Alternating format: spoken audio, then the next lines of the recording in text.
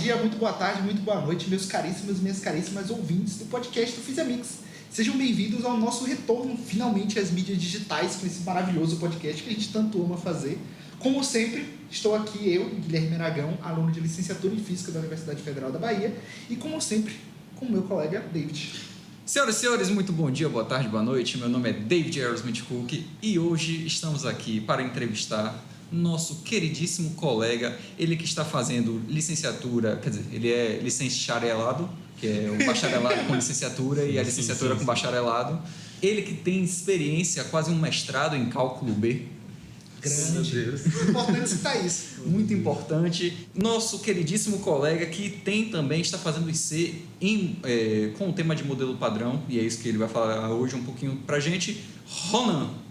Olá, meu nome é Ronan, como foi apresentado aí, e de fato estou lá para o final do curso da licenciatura. Pretendo formar em bacharel também, né? Mas sim, faço minha iniciação científica em física além do modelo padrão, na verdade, né? Então trata-se de propor algumas alterações do modelo padrão e testar, ver se a gente consegue achar indícios de nova física, né? Então é isso. Muito obrigado por me convidar. Estou muito feliz. Perfeito, meu caríssimo Ronan. Então, novamente, né, você está aqui para falar um pouco sobre o modelo padrão. Vale a pena citar que esse daqui é mais um dos episódios especiais do podcast voltado para a temática de mecânica quântica que a gente está fazendo na nossa série. E falando especificamente sobre o modelo padrão, Ronan, poderia nos explicar, tanto para nós, ignorantes no assunto, e para os nossos maravilhosos ouvintes, o que é modelo padrão? E, no final das contas, qual a diferença entre o modelo padrão e teoria quântica de campos? Tipo, o que é isso exatamente? Okay. Bom, o modelo padrão, ele é uma teoria quântica de campos. A teoria quântica de campos é algo mais geral. O que é uma teoria quântica de campos? Bem rapidamente, uma teoria quântica de campos é uma teoria que junta 3 características de processos físicos. Ou seja, é uma teoria que ela é quântica, então ela segue todos os princípios da mecânica quântica, superposição, incertezas, colapso, todas essas coisas estão na teoria quântica de campos. Ela também é uma teoria relativística. Então, teoria quântica lida com partículas a nível subatômico, relativística, partículas a altas velocidades, a altas energias, né? E, no final de tudo, ela também é uma teoria de campo, né? O que é que implica ela ser uma teoria de campo? Uma teoria quântica e relativística, ela ainda tem problemas que os físicos foram percebendo ao longo da história, né? De processos em que você começava com um grupo de partículas e terminava com outro grupo de partículas completamente diferentes. Então você tinha partículas que sumiam no processo e outras apareciam. E nenhuma teoria conseguia explicar isso, nem teorias... Existe a mecânica quântica relativística e ela ainda assim não consegue explicar. Só é possível explicar isso quando você junta a mecânica quântica relativística com uma teoria de campo. E aí nasce a teoria quântica de campo. Legal. E o modelo padrão, ele é uma teoria quântica de campo específica que busca descrever 3 das 4 interações fundamentais da natureza, né? Então a gente tem a gravidade, as 4, né, são a gravidade, a interação eletromagnética, a interação forte e a interação fraca. Interação forte e fraca lidam mais no regime subatômico, mesmo assim, que acontece dentro do núcleo do átomo. Mas o modelo padrão ele explica 3 das 4, né? Ele até o momento não explica a gravidade, então é uma teoria que hoje ela explica 3 dessas 4 forças. E aí existem vários aspectos particulares de como ela explica essas forças. Particulares. Desculpa. Tudo bem. Certo, mas eu gostaria, Ronan, de perguntar uma coisinha antes. Porque quando a gente está no ensino médio, a gente vê aquela questão de próton, elétron, nêutron. Por que você tem que introduzir um modelo padrão? O que são essas outras partículas, no final das contas? Pronto. Então... Bom, quando a gente vai analisando como é que a matéria é estruturada, né, como é que as coisas são feitas, a gente percebe que chega um ponto em que as coisas elas são feitas de blocos fundamentais, né? Então, você tem o corpo humano, ele é feito de órgãos, e os órgãos são feitos de tecidos, que são feitos de moléculas, que são feitos de células, que são feitos de organelas. E quando você vai entrando mais a fundo, cada vez mais fundo nessa escala, você percebe que quando você chega no átomo, você começa a ter coisas que elas aparentemente, até hoje a gente sabe, não são compostas por nada mais fundamental, tipo o elétron. Nada indica até hoje que o elétron ele é composto por algo, né? Em compensação, o núcleo é composto por prótons e nêutrons, que se mostra também sendo composto por partículas menores. Então, a ideia, né, o que o modelo padrão se propõe a fazer é uma forma de você explicar todas essas estruturas a partir dos seus elementos mais básicos, né? Então, a gente parte do básico, das partículas fundamentais, das partículas elementares, e a partir dela a gente constrói tudo aquilo que existe, né? Então, mas, por exemplo, você falou sobre o elétron ele não ser formado aparentemente por nada além dele. Isso se deve ao fato de que, de acordo com essa teoria, ele não é realmente, ou provavelmente algum tipo de limitação que impede que vocês estudem mais a fundo a coisa? Okay. Ele assim, eu falei que ele provavelmente não é, porque na ciência a gente nunca consegue ter certeza 100% de nada, né? Mas a gente tem indícios fortíssimos, né?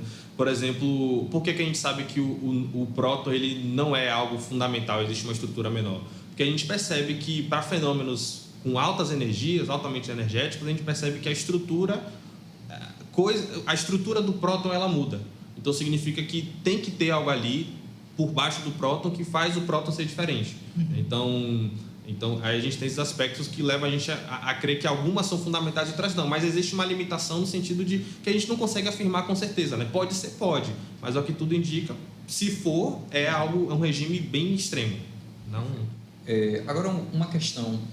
Alguns anos atrás saiu a notícia da partícula de Deus. E aí, enfim, a gente sabe que essa nomenclatura não é exatamente correta. Eu gostaria que você explicasse um pouco para a gente o que é a partícula de Deus e, se você puder, em que contexto ela ganha esse nome, por que ela seria essa partícula de Deus? Bom, tudo bem, vamos lá. A partícula de Deus, ela, para começar, né, isso foi um erro um erro não, né, mas o nome original que seria dado para essa partícula, na verdade, foi um título de um livro, né? Um dos caras que estava no... Eu esqueci o nome dele, mas o cara que escreveu o livro The God's Particle, né, que é de onde vem esse nome, ele participou do experimento da descoberta do bóson de Higgs e, na verdade, o título era para ser The Goddamn Particle, porque é uma partícula muito difícil, tipo uma partícula maldita, no sentido de que, nossa, que partícula difícil de encontrar, sabe? Então era maldita partícula por ser muito difícil de encontrar ela, né? Só que aí a editora não achou de bom tom colocar esse título e aí mudou para The God's Particle, né? Mas vamos lá, essa partícula, esse nome é associado ao Higgs, né? Explicando brevemente assim, o modelo padrão a gente tem alguns setores, né? Você tem os setores das partículas de matéria, que compõem toda a matéria que a gente tem contato e tal, que aí são os férmions. Os férmions eles têm, enfim, tem spin, tem massa, e alguns têm carga elétrica, outros não têm carga elétrica, outros têm carga de cor, e aí que tá. Os férmions, eles se dividem em dois grupos. Os leptons, os quarks que interagem via força forte, e os leptons, que basicamente não interagem via força forte. Todos eles interagem via força elétrica, todos eles interagem via força fraca, mas a força forte é só dos quarks. Só que essa interação ela se dá mediada por outras partículas, que são os bósons mediadores. Então, para cada interação, a gente tem bósons mediadores associados. Então, para a força eletromagnética, a gente tem o fóton, que é a partícula de luz. Para a força fraca, a gente tem os bósons W+, W- e o bóson Z. São 3 bósons. E para a força forte, a gente tem gluons. Além disso, o modelo padrão, quando ele é construído, ele possui diversas falhas. E uma das falhas, que uma vez que foi construído, foi que ele não tinha um mecanismo, ele não, assim, você não tinha uma maneira consistente de dar massa para as partículas. E uma das propostas, né, que quando o modelo padrão foi proposto, uma maneira de dar massa para as partículas era a existência de um outro campo que produzia uma outra partícula. Essa partícula é o Higgs. Então, a existência desse campo de Higgs, dada a maneira como ele faz com que as partículas elas tenham massa, né? Então, muitas pessoas associaram a partícula de Deus porque seria a partícula que dá massa, as coisas, mas, né, esse nome veio de um erro, né? Então, nenhum cientista chamou essa partícula de Deus e ela não necessariamente é prioridade em nenhum aspecto, sabe? Isso faz parte de todo o mecanismo que funciona com tudo integrado, não existe uma particular prioridade de outra, sabe? Então, o Higgs ele não é um pouco especial, mas existe esse mecanismo que daria o que a gente conhece como massa das partículas. Perfeito. Mas, para além disso, tudo bem, o nome foi um erro, mas querendo ou não, o fato do nome ter sido divulgado da forma como foi, deu uma visibilidade muito grande para a área. E eu falo até particularmente porque eu não fazia ideia de nada sobre isso, até efetivamente esse tipo de notícia sair, que foi lá em 2012, 2013, por aí. Não lembro exatamente quando 14. é que foi. 2014. Então, foi mais ou menos quando foi descoberto que esse nome teve... Que a área por si só teve um boom muito grande. Então, como é que você enxerga isso? Tipo, essa relação entre... Tudo bem que foi um erro, a forma como foi divulgado, mas ao mesmo tempo trouxe uma visibilidade muito grande para a sua área. Você enxerga isso como sendo... Essa visibilidade foi uma coisa positiva, apesar do motivo que tornou ela visível, foi uma coisa negativa por conta do erro? Porque tem muito essa questão deles terem associado a partícula de Deus, que você falou sobre ser a massa de tudo e etc. Sim. Como é que você enxerga essa relação? Bom, essa divulgação foi muito positiva. Assim, no meio científico, a física de partículas, né, que é a área que estuda essas coisas, ela sempre foi uma área bem popular e bem, assim, com experimentos enfim, bastante investimento, coisa do tipo. E era a física de fronteira, muita coisa estava associada também à física de partículas, né? Não só a nível teórico, mas a nível estrutural também, né? Você tem muitas inovações tecnológicas nessas áreas. Só que foi muito interessante essa divulgação da partícula de Deus, porque, beleza, a partícula de Deus pode levar a crer alguma coisa associada a Deus, né? Mas foi uma descoberta absurda, porque o modelo padrão ele foi proposto na década de 60. Ele foi proposto, para o modelo padrão funcionar, precisava saber dessa partícula. Só que eles só descobriram a existência dessa partícula lá por volta de 2014.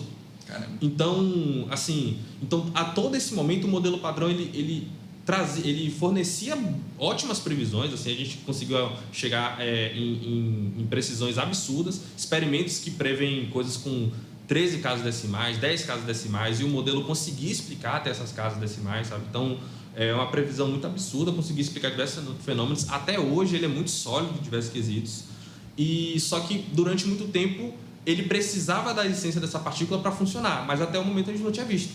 E aí, em 2014, quando viu que realmente foi um boom na comunidade acadêmica, e por mais que possa ter dado o sentido errado, foi importante também para comunicar a importância que foi ter descoberto isso, sabe? Foi uma descoberta realmente inovadora, ninguém botava fé que essa partícula... Ninguém não, né? Mas muita gente acreditava que não iria ser identificada a partícula, sabe? Era realmente algo hipotético, mas agora a gente descobriu que existe. Existe alguma coisa que a gente chama de bóson de Higgs. Pode não ser igual a que a gente acha que é, mas existe alguma coisa ali que bóson de Higgs que... Eu só queria pontuar que você falou que ninguém botava fé na partícula de Deus. Isso vai ser o ponto do episódio. Ok. O ponto do episódio vai ser o físico teórico que estuda modelo padrão falando que ninguém botava fé na partícula de Deus. Mas, desculpe, só voltando a uma coisa que você tinha comentado mais cedo, você falou sobre partículas terem cor. Esse é o momento que eu gostaria de entender um pouco mais. Cor no sentido verde, azul, vermelho, que a gente está acostumado, ou tem um outro sentido diferente? Ok. Cor é só o nome. Porque, assim, isso principalmente acontece no setor da força forte, né? Que são os quarks. O outro nome para o setor é a cromodinâmica quântica, justamente porque... enfim, tem esse nome, a gente chama de cor, mas a cor não é a cor no sentido visível, né? Não é que a cor das coisas é dada por essa interação, ou que se você olhar o quark ele vai ser azul, verde ou vermelho. Não é isso que funciona. Mas a cor foi só um nome, porque cada interação tem que ter uma carga associada, né? Então, um objeto que não tem carga elétrica, ele não sente a interação elétrica. Sim. Então, a força forte, ele precisa de uma carga para sentir aquela interação. E aí, o nome que a gente escolheu foi só cor, né? Mas... o nome cor é porque quando o pessoal foi analisar a matemática, a galera percebeu que a matemática dessa carga hipotética da força forte se parecia muito com a matemática das cores. Então, quando você soma as três cores fundamentais, né, do espectro lá, você tem a cor branca, né? Então, do mesmo jeito que se você soma as três cargas de cor, você tem carga nula. E aí você tem toda uma carga de cor e uma anticarga de cor, né? Então você tem o verde, aí você tem o espectro oposto ao verde, que quando você junta os dois, eles se cancelam. E aí você tem a matemática é bem parecida, é por isso que o pessoal transportou o nome. E tem algum motivo físico por trás da matemática ser parecida dessa forma, ou é só uma coincidência muito grande? Assim... Tem, mas é um motivo bem complicado de explicar, né? Aí vai envolver estrutura matemática, tem que falar de grupos e... Ok. Enfim, é um conceito bem mais complicado, mas casou de ceia, o pessoal deu o nome de... É o nome, né? Podia chamar de João, Kleber e Tiago. Teria que ter o anti-João, anti-Joel, anti-Kleber, anti-Tiago. Anti-Tiago, perfeito. Perfeito. Então, Tá. Mas você comentou muito sobre tipo, a teoria e sobre o que essa teoria está estudando hoje em dia. Mas pensando mais no futuro, no que a teoria vai eventualmente estudar, quais são a fronteira, o que a teoria busca encontrar, qual é o objetivo do estudo do modelo padrão hoje em dia e, eventualmente, toda teoria tem sua limitação. Sim. Para além do objetivo do modelo padrão, existe uma limitação até onde o modelo padrão pode chegar hoje em dia? Que limitação seria essa? Ok, existe sim diversas limitações. Existe uma limitação, inclusive, por exemplo, existe uma limitação no setor forte, né? Que é a interação entre os quarks. Essa interação, o nome dela, o nome forte, não é à toa, é uma interação muito forte. Ela é tão forte que a gente não consegue achar quarks isolados na natureza. Eles sempre vivem em estados ligados. Por isso você sempre acha prótons e nêutrons. Você não acha um quark. Então, e isso se dá porque a interação é muito forte. E existe um problema hoje que a gente não tem um método consistente de lidar com interações que são fortes a esse nível. Então, interações que são muito fortes, e aí vai entrar uma parte específica, né, que a gente analisa de maneira perturbativa, aproximando as ordens de interação, enfim. Mas o ponto é uma interação tão forte que a gente não consegue lidar com o procedimento matemático que a gente tem, e isso não é uma limitação, não é que o modelo está errado, né? É só que a técnica matemática que a gente usa para calcular as coisas não se aplica nesse caso. E aí existem diversas questões, então, enfim, existe toda uma área de estudo da física de partículas, que é a física hadrônica, né, que estuda a dinâmica dos hadrons, que são essas partículas geradas pelos quarks. E, enfim, essa é uma das limitações. E sim, o modelo padrão ele tem diversos não, né? Mas ele tem alguns problemas. Bom, eu posso citar alguns aqui, né? Acho que o principal problema do modelo padrão são os neutrinos, no sentido de que o modelo padrão, da maneira que ele é estruturado, ele não prevê massa para os neutrinos. Ele diz que os neutrinos não têm massa e o modelo funciona desse jeito. Mas a gente sabe que o neutrino tem massa. Por quê? Porque existe uma coisa chamada oscilação de sabor. E sim, sabor também não tem nada a ver com o sabor, mas... Ficou confirmado que os pesquisadores do modelo padrão se reúnem toda terça-feira para provar as partículas e ver qual é o sabor que essas partículas têm. Só para deixar claro, tem a propriedade de cheiro? Não, ainda não. Ainda não. Entendi, tudo bem. Ainda não. Semana que vem. Tudo bem. Então... Nova fronteira, novo objetivo. Nova fronteira, talvez do modelo seja. padrão é descobrir o cheiro das partículas. Sabor, enfim, o sabor ele é tal qual não, ele tem uma diferença da cor, né? Mas ele é também só um nome que a gente dá para diferenciar as coisas, né? Existe o elétron e existe o muon, que é muito parecido com o elétron, interage do mesmo jeito que o elétron, só que é uma partícula diferente. E um sabor diferente. Exato, a gente diz que o muon é um tipo de igual de partícula, mas com sabor diferente. E os neutrinos a gente sabe que eles têm massa porque eles mudam de sabor.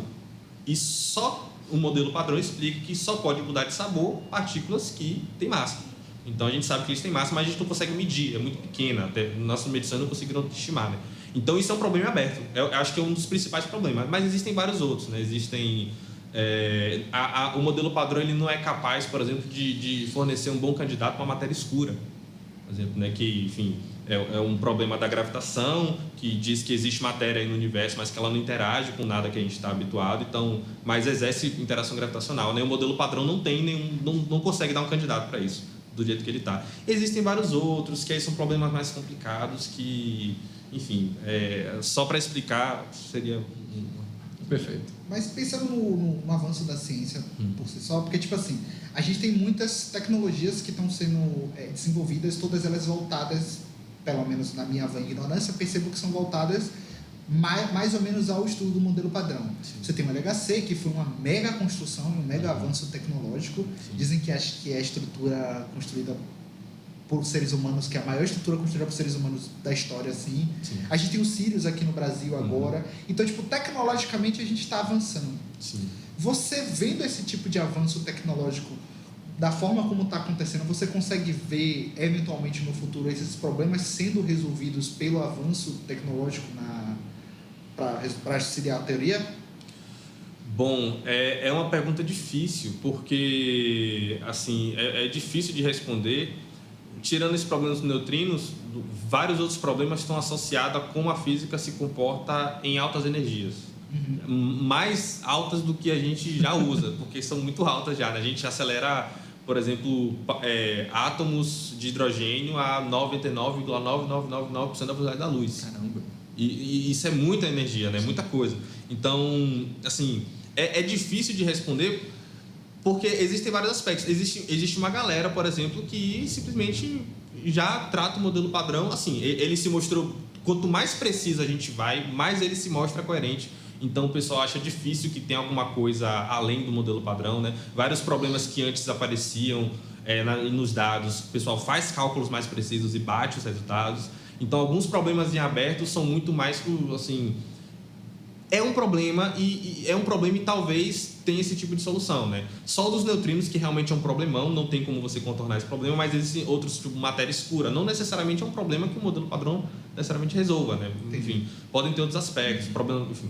E aí, com o avanço tecnológico, o que a gente espera é que a gente consiga descrever melhor aquilo que a gente já sabe. Então, por exemplo, descrever melhor como é que os quarks interagem. A gente descobriu a partícula do Higgs, por exemplo, mas a gente sabe muito pouco sobre como ela interage, porque a interação dela com as outras partículas é muito fraca.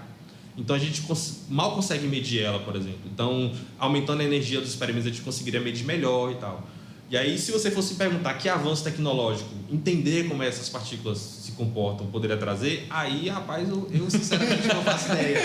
Eu não sei como que o Higgs ajudaria na tecnologia. Perfeito. Porque é algo muito, assim, ao nível de fronteira, né? Então, eu não sei, mas pode ser que a gente ache coisas, né? Assim, você tem efeitos da força forte, por exemplo, em estrutura atômica.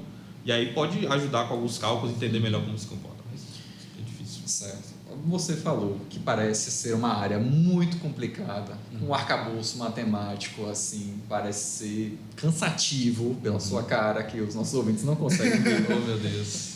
Mas se tem tudo isso, se tem todas essas complicações, agora uma pergunta pessoal.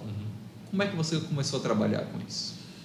Bom, eu venho de um lugar assim que é o seguinte: eu sempre fui muito fã da matemática. Sim, eu sempre achei muito bonito como que você utilizava conceitos matemáticos bem complicados e elegantes e bem assim estruturados para você explicar coisas da física. E eu sempre fui estudando matemática. Só que eu cheguei num ponto em que eu fui atrás, tá, enfim, e também vários pormenores da vida acadêmica, né? Eu cheguei num ponto que eu percebi que, tipo assim, pô, muito legal a matemática. Mas mais legal do que a matemática é ver eu ser capaz de explicar alguma coisa da realidade utilizando ela. Então, e aí eu fui buscar uma área. Ao mesmo tempo, eu não queria deixar de estudar matemática de maneira mais aprofundada, só que eu também queria explicar coisas que tem no mundo real, né? E aí, a área que casou perfeitamente com isso foi justamente a área de física de partículas, né? Que é uma área que exige muito arcabouço teórico. Então, por exemplo, exige você fazer umas disciplinas de pós-graduação, por exemplo, para você começar a falar coisas sobre a área. É uma área bem aprofundada, mas é complicado. E existe muito arcabouço teórico. E aí, no final, entre aspas, né? Mas quando você começa a entender, você pode começar a lidar com os experimentos, né? Lidar com os dados do LHC, lidar com os dados do colisor de elétrons e prótons, lidar com dados dos círios e coisas do tipo.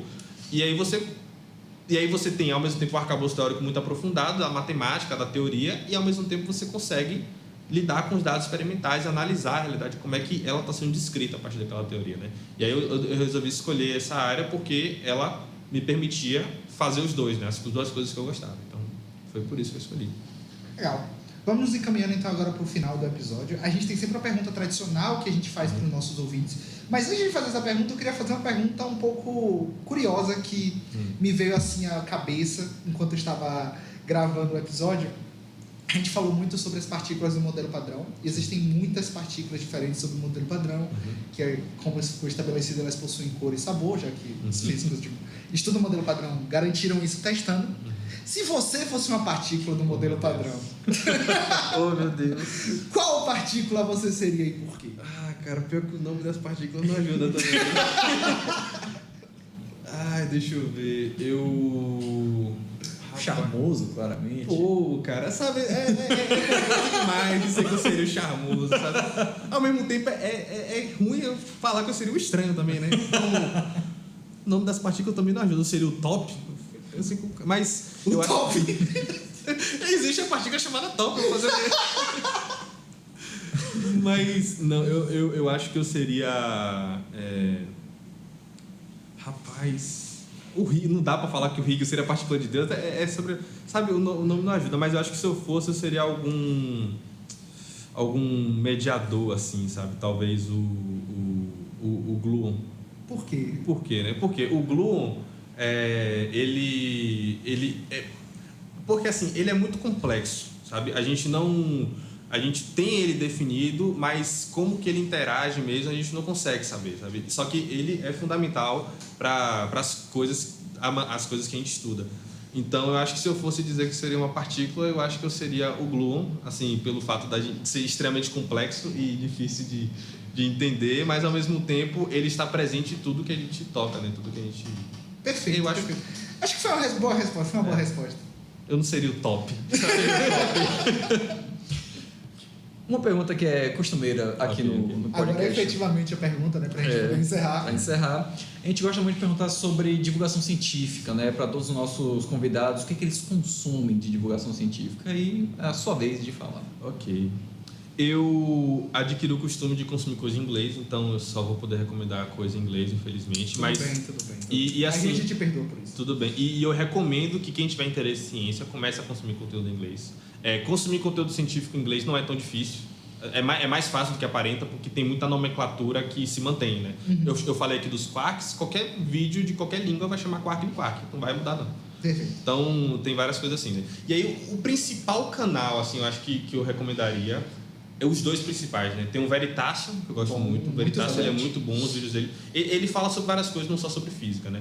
Mas um específico de física que eu gostaria de recomendar é o PBS Space Time. Ele é um canal muito bom. Os vídeos dele ele tem muito aprofundamento.